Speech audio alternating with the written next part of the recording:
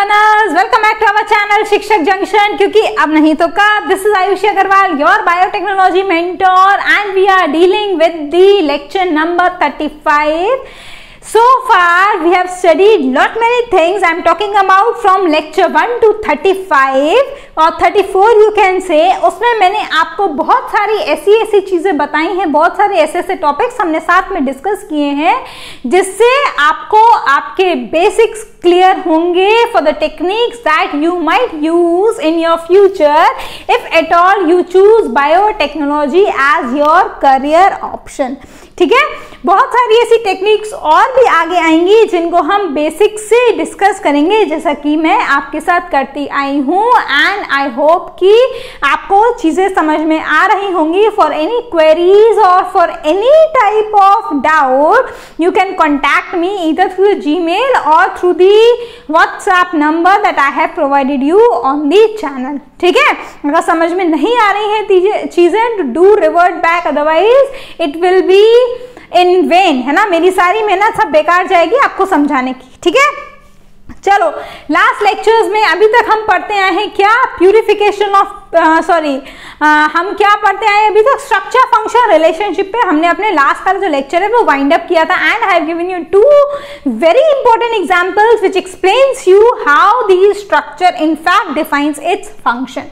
ठीक है, कौन कौन से देखा था, काइमोट्रिप्सिन और सिकल सेल एनीमिया. इस लेक्चर में what we are trying to study, we will study about the purification of protein. See now we are moving step ahead in the protein engineering and protein design. अगर आपको engineer करना है तो obviously आपको पहले protein को purify करना होगा. Engineering does not mean कि you are in fact designing the whole protein from the scratch. It can but not in that much point, है ना, क्योंकि उतना टाइम, उतना क्या बोल सकते हैं आप, उतनी फोल्डिंग आप शायद अप्रोप्रिएट ना कर पाए उसके स्ट्रक्चर को डिफाइन करने में. और हमको उतना, although it is possible because of the bio info nowadays you can design a new protein from the scratch, but for protein engineering we will change some of the amino acids and that we will discuss in the upcoming sessions. ठीक है, तो इस lecture में हम क्या देखने वाले हैं, we are going to discuss about the purification of proteins. ठीक है, this is purification of proteins. Now I have already told you कि proteins in their pure form are very important, and these proteins are synthesized by either microbes or plants or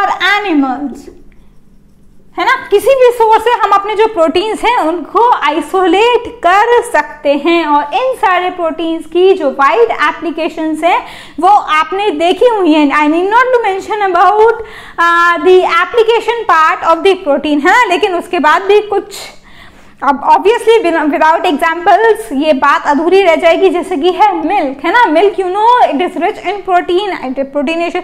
वैसे तो whole food होता है milk, but yes protein component also.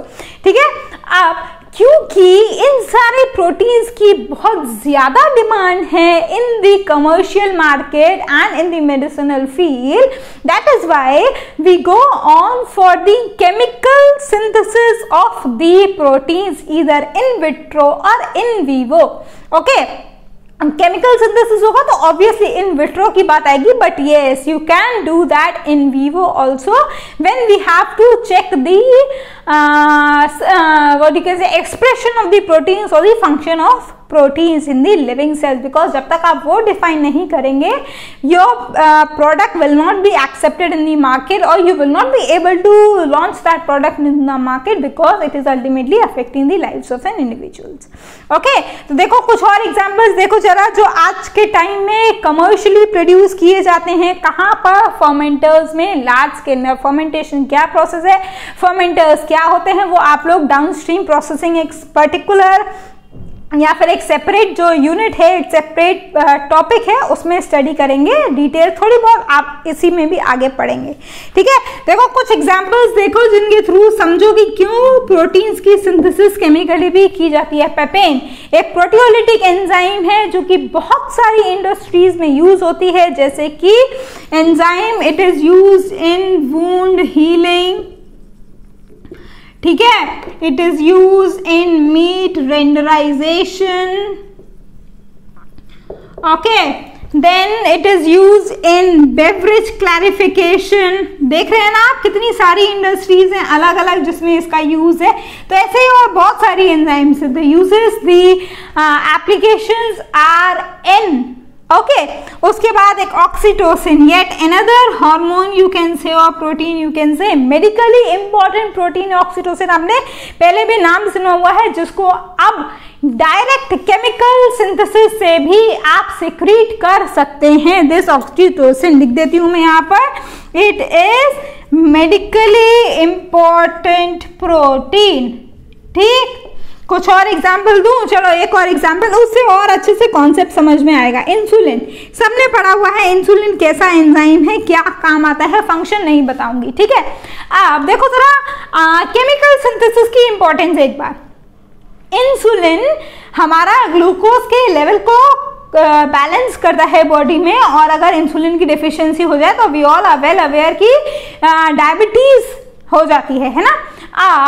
जो traditionally insulin लिया जाता था, that was from the pancreas of the pigs और the cows, ठीक है। जब ये प्रोटीन इंजीनियरिंग, या आप ये कह सकते हैं जब ये आरडीएनए टेक्नोलॉजी, देखो अब ये वाला यूनिट और पहले वाला यूनिट इंटरलिंक्ड हो रहे हैं, ठीक है।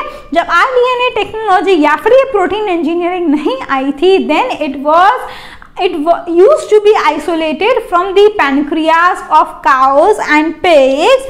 और देखो नंबर देखो, 15 cows और 100 pigs were actually slaughtered to obtain the insulin that is required by one diabetic patient for 1 year।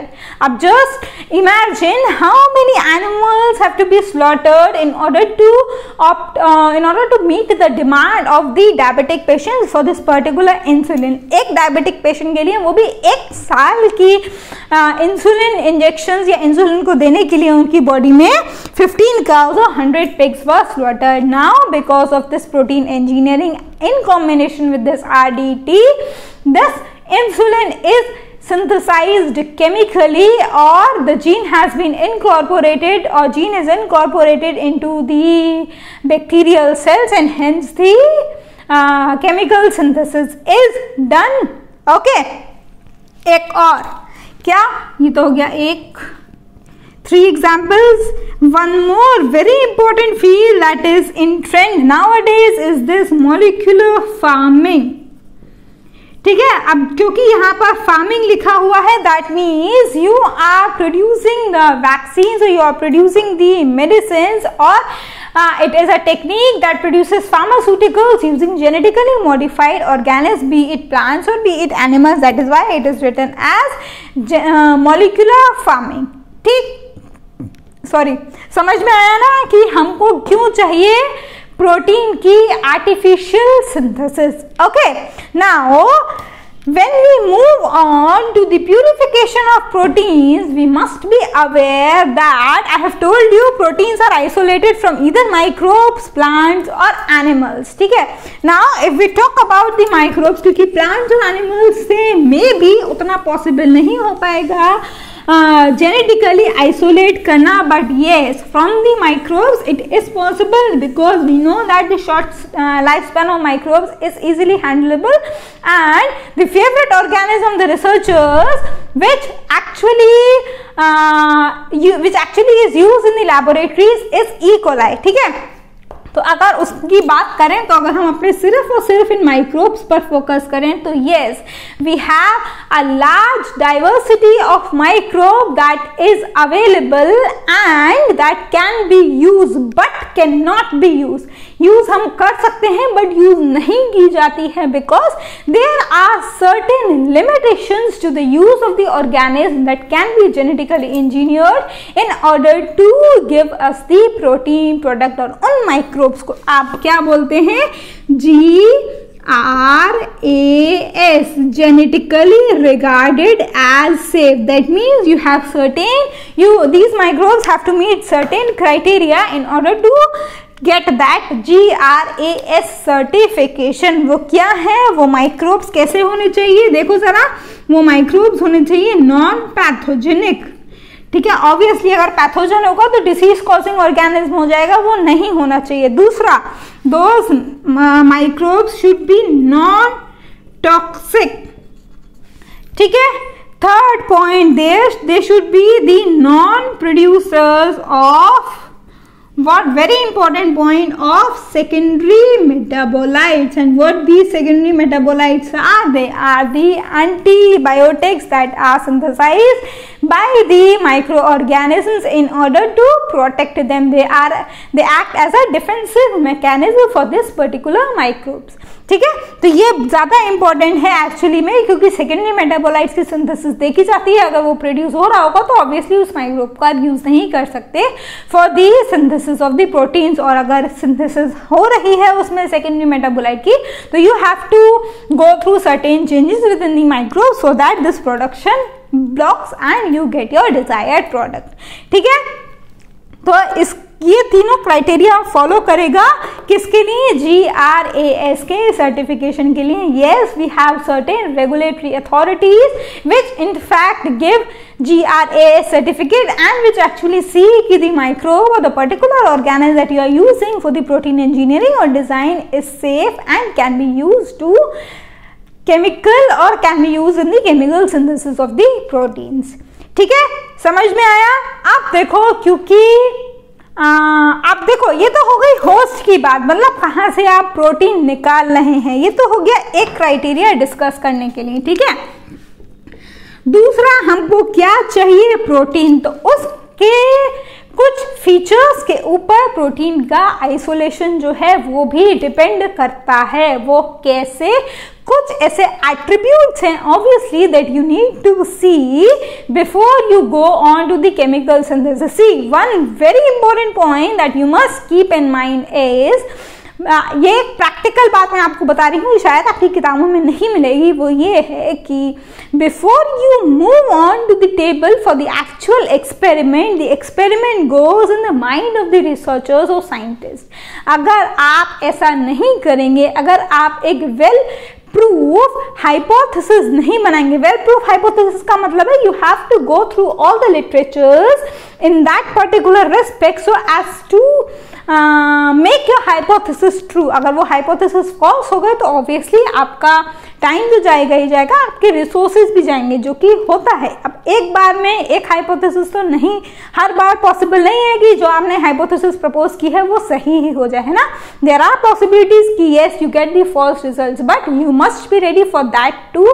Before that your hypothesis should be foolproof. तो इसी के लिए आपको अलग अलग लेवल्स पर वेरिफिकेशन करना पड़ेगा। जैसे कि आप प्रोटीन्स की सिंथेसिस कर रहे हैं तो आपने आपका माइक्रोब चेक किया कि वो ये सारी कैटेगरी शो कर रहा है, नहीं कर रहा है। दूसरा, आपको प्रोटीन के एट्रीब्यूट्स भी देखने पड़ेंगे, क्योंकि आप जिस केमिकल सिंथेसाइजर में या जिस फर्मेंटर में आपका प्रोटीन प्यूरिफाई करने के लिए लगा रहे हैं, उसकी पूरे प्रोसेस की कॉस्ट अल्टीमेटली आपके प्रोडक्ट की कॉस्ट को इफेक्ट करेगी। And you need your product to be efficient enough so that it can be launch into the market, है ना। अल्टीमेटली जो एम है वो हमारा फुलफिल होना चाहिए। तो उसके लिए आपको बहुत सारी चीजों पर देखना पड़ेगा, जैसे कि you need to search on or you need to know about the source material and the location of protein, whether it is extracellular or it is intracellular, because the techniques that you employ to purify the proteins differ if the protein is extracellular or intracellular. Next lecture में मैं आपको एक flow chart बनाऊंगी जिसके through आपको clear हो जाएगा कि कैसे हमारी जो टेक्निक्स हैं वो वैरी करती हैं depending upon the location of the proteins, ठीक है। दूसरा पॉइंट क्या है, दूसरा है it depends upon the physical, common sense है, physical, chemical and biological properties of protein, है ना, ये भी देखना पड़ेगा प्रोटीन की फोल्डिंग कैसी है, कैसा केमिकल, मतलब कैसा केमिकल नेचर है, क्योंकि जो भी आप केमिकल्स यूज करने वाले हैं अपने प्रोसेसिंग के टाइम में वो उसको इंटरप्ट ना कर दें, है ना। फिजिकल प्रॉपर्टीज भी देखनी पड़ेंगी उसकी कि क्या शो कर रहा है, so that you can quantify your protein based on the different technique that obviously I will discuss in the next lecture. ठीक है, तीसरा बहुत important point economical point of view से या इकोनॉमिकल रेस्पेक्ट से, वो क्या है, क्वांटिटी ऑफ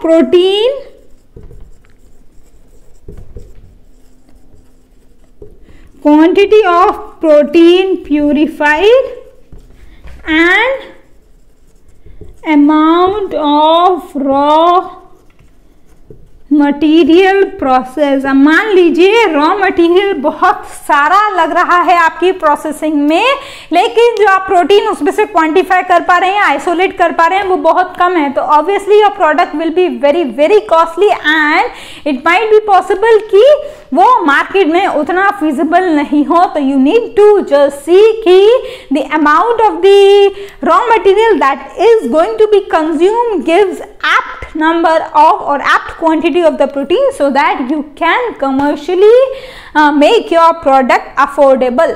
ठीक है, ये वाला जो पॉइंट है वो एक्चुअली में आपका जो एम है उसको जस्टिफाई करेगा। And yes, for this only you need to study DSP, that is complete separate course भी आप कह सकते हैं जब आप आपके हायर स्टडीज में जाएंगे, that is downstream processing. You need to focus on that downstream processing.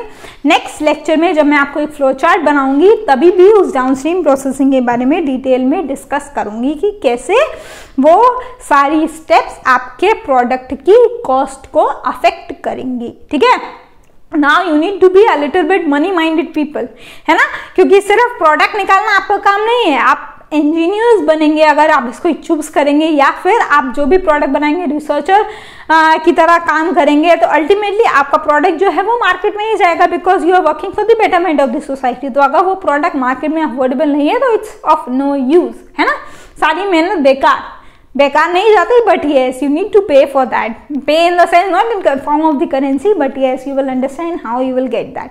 Okay, तो आई थिंक कि इस लेक्चर में बहुत सारी प्रैक्टिकल बातें भी आपको समझ में आई होंगी। अगर नहीं आई हैं या कोई और डाउट है तो I have already told you what you need to do. Yes, study material in the form of notes and practice questions, that too hot questions is available with me. If at all you require for practice, just contact me so that we can have a very logical explanation and clear cut concepts of whatever we are going through the lectures. Understood? So I hope कि समझ में आएगा। That's all for this particular lecture. Have a happy learning. Take care. Enjoy your studies. Bye bye. We will meet again. Thank you.